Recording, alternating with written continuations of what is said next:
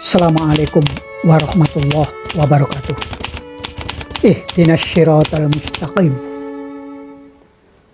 Kartini adalah satu-satunya pahlawan nasional yang hari kelahirannya diperingati sebagai hari besar. Kartini sangat mendunia sebab dia piawai di dalam menulis berbahasa Belanda yang mencurahkan situasi kondisi pada saat dia berada, baik mengenai budaya, agama, politik, dan sosial masyarakatnya. Sebagai seorang anak bupati, dengan menulis sangat piawai berbahasa Belanda itulah Kartini menuangkan pikirannya dan disebarkan kepada teman-temannya, baik di Batavia maupun di negeri Belanda. Dan atas dasar itulah surat-surat Kartini dikumpulkan oleh J.H. Abendanon selaku Menteri Pendidikan dan Budaya pada zaman Hindia Belanda. Dan surat-surat Kartini yang dikumpulkan oleh J.H. Abendanon itu dibuat sebuah buku dengan judul Door Duisternis tot Licht pada tahun 1911. Konon buku J.H. Abendanon itu memuat 105 surat-surat Kartini. Saya sebut konon karena saya belum memiliki buku itu, sehingga saya tidak berani memastikan.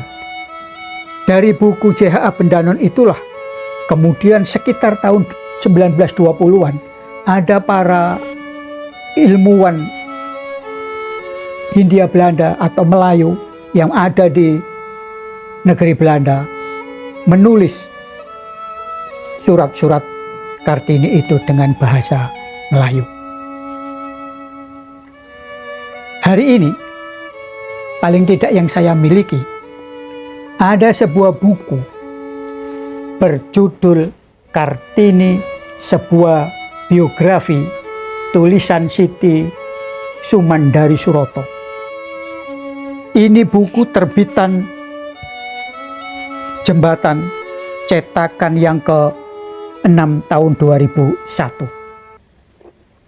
Siti Sumandari Suroto tatkala menulis biografi Kartini ini banyak didasarkan mewawancarai beberapa orang yang terdekat dengan Kartini, terutama adik-adiknya yaitu Kardina, sehingga buku Kartini sebuah biografi ini sangat mewakili situasi kebatinan Kartini maupun situasi sosial masyarakatnya pada saat itu. Kemudian ada buku berjudul Panggil Aku Kartini Saja, tulisan Pramudia Anantatur. Buku Panggil Aku Kartini Saja diterbitkan oleh Lentera Dipantara, cetakan ke-3 tahun 2003. Pramudia agak berbeda dengan yang lainnya. Dia tidak hanya sekedar mengumpulkan surat, tetapi hanya beberapa surat yang dikomentari, yang dicermati bagaimana cara berpikir dan perasaan batin Kartini pada saat menulis surat. Itulah keunikan buku Panggil Aku Kartini Saja, yang judul ini sesungguhnya merupakan salah satu surat Kartini tatkala memperkenalkan dirinya kepada sahabat penanya Stella di negeri Belanda. Kemudian ada buku Habis Gelap Terbitlah Terang, tulisan Armin Pane. Barangkali ini buku yang sangat populer karena buku Habis Gelap Terbitlah Terang tulisan Armin Pane ini dicetak dan diterbitkan oleh Balai Pustaka cetakan ke-20 tahun 2011. Jadi barangkali sampai saat ini inilah buku yang berulang kali dicetak sehingga sangat populer di dalam kalangan masyarakat berkenaan dengan Kartini. Dan Habis Gelap Terbitlah Terang ini merupakan terjemahan dari Armen Pane dari judul Door Duisternis Tot Licht yang ditulis atau dikumpulkan oleh C.H.A. Bendanon tahun 1911.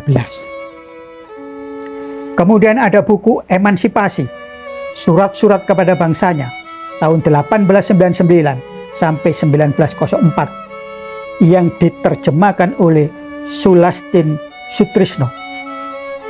Buku ini diterbitkan oleh Jala Sutra cetakan pertama tahun 2014. Kemudian ada buku berjudul Kartini, Kisah yang Tersembunyi, ditulis oleh Agung Irawan MN, diterbitkan oleh Javanica cetakan pertama tahun 2016. Selain itu, ada buku berjudul Habis Gelap Terbitlah Terang yang diterbitkan oleh Narasi cetakan pertama tahun 2018. Uniknya, di dalam bagian sampul akhir ditulis, buku ini merupakan kumpulan surat-surat antara Raden Ajeng Kartini kepada para sahabat penanya di Belanda. Sewafatnya R.A. Kartini, surat-surat tersebut dikumpulkan Master J.H.A. Bendanon dan dibukukannya. Kalau ini merupakan ambil alih dari bukunya J.H.A. Bendanon, konon seperti yang saya kemukakan tadi, dalam buku Door Duisternis Tot Licht tahun 1911 yang diterbitkan oleh J.H.A. Bendanon itu memuat sekitar 105 surat Kartini. Tetapi di dalam buku ini memuat sebanyak 127 surat Kartini. Kemudian ada buku yang cukup tebal berjudul Kartini, Surat-surat Lengkap dan Berbagai Catatan 1898 sampai 1904 oleh Jos Cote, seorang Belanda yang mengajar di Monash University, Australia. Jos Cote di dalam menerbitkan bukunya ini diterbitkan oleh Elect Media Computindo cetakan pertama tahun 2022. Menariknya, buku Jos Cote ini cukup tebal karena memuat sebanyak 163 surat-surat Kartini. Dan menariknya, tatkala Jos Cote mengumpulkan surat-surat Kartini untuk diterbitkan di dalam buku ini, beliau juga menemukan sebuah kotak kayu berukir dengan gambar wayang yang konon ketika ditanyakan kepada Kartini sendiri pun melalui suratnya saat itu tidak diketahui siapa motif atau gambar wayang yang ada di kotak itu. Dan kotak itu diketemukan saat Jos Cote menyusun buku ini. Kemudian ada buku yang cukup tebal berjudul Kartini, Kumpulan Surat-surat 1899-1904 ditulis oleh Wardiman Joyonegoro.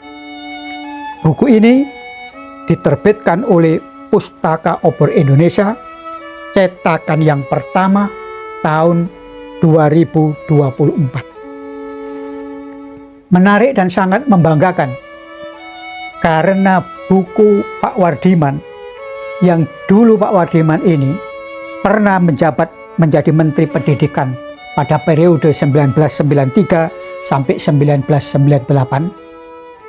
Pak Wardiman dapat menandingi Jos Kote. Kalau Jos Kote mengumpulkan 163 surat, Pak Wardiman mengumpulkan 179 surat-surat Kartini. Dan lebih yang menarik lagi, Pak Wardiman di dalam menyusun buku tentang Kartini ini dibagi menjadi 3, sehingga trilogi buku yang ditulis oleh Pak Wardiman ini. Jilid pertama berjudul Kartini Kumpulan Surat-Surat 1899-1904. Buku yang kedua berjudul Hidupnya, Renungannya, dan Cita-citanya Kartini.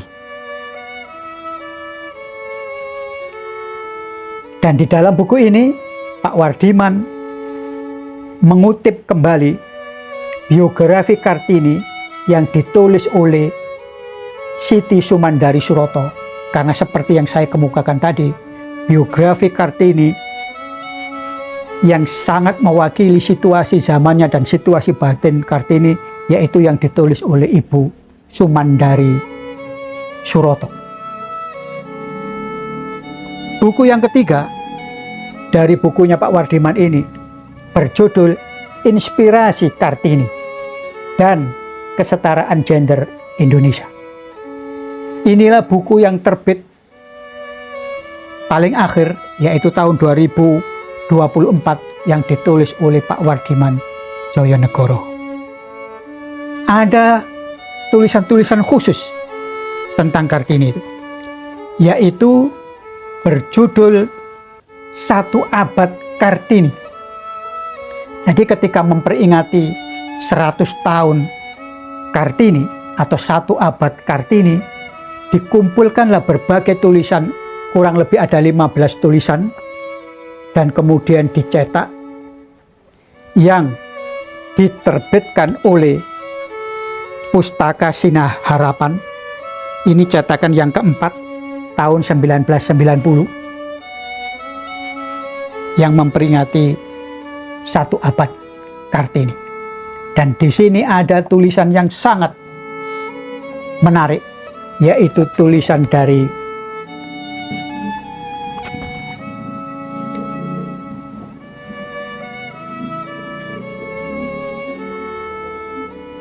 Harso W. Bakhtiar yang berjudul Kartini dan Peranan Wanita dalam Masyarakat Kita. Di dalam tulisan Harsa W. Bakhtiar di sini, beliau seakan-akan menggugat Kartini membesar karena orang Belanda yang memulai dan kita melanjutkan. Oleh karena itu, gugatan Harsa W. Bakhtiar adalah, mari kita cermati tokoh-tokoh bangsa sendiri tanpa harus didorong atau dipancing oleh orang-orang asing. Kemudian pada bulan April tahun 2023, majalah Tempo menerbitkan edisi khusus dengan judul Gelap Terang Hidup Kartini. Berbagai hal dimuat atau disampaikan di sini, termasuk yang surat dia minta dipanggil Kartini saja, yang menjadi judul bukunya Pramudia Anantatur. Dan tidak sekedar itu, tulisan di dalam terbitan Tempo tahun 2013 ini kemudian diterbitkan dalam sebuah buku khusus dengan judul yang sama, Gelap Terang Hidup Kartini, yang diterbitkan oleh KPJ cetakan ke-10 2024. 24. Ini berbagai tulisan, berbagai renungan, berbagai diskusi masyarakat tentang hasil perenungan, hasil kepedulian Kartini yang dituangkan di dalam surat-suratnya, khususnya di dalam bahasa Belanda, merupakan suatu kajian yang tidak akan habis-habisnya di dalam kehidupan keseharian, terutama bagi bangsa dan kaum perempuan Republik Indonesia. Semoga di dalam peringatan Hari Kartini tahun 2025 ini tidak hanya sekedar dirayakan dengan pesta pora, berbagai keramaian, tetapi juga dilanjutkan kepada perenungan, pengkajian, dan diwujudkannya kepedulian Kartini di dalam kehidupan masyarakat.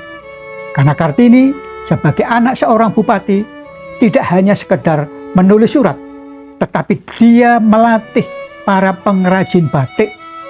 Dia juga memberi inspirasi mendesain tentang seni ukir, dan dari desain maupun dorongan Kartini bagi para pengrajin batik dan seni ukir dipasarkan oleh Kartini baik ke Batavia maupun ke negeri Belanda, sehingga pembatik dan mengukir di Jepara menjadi bergairah dan hidup terangkat kehidupannya dari kemiskinan. Semoga wallahu muwafiq ila aqwamit thoriq, wabillahi taufiq wal hidayah. Wassalamualaikum warahmatullahi wabarakatuh.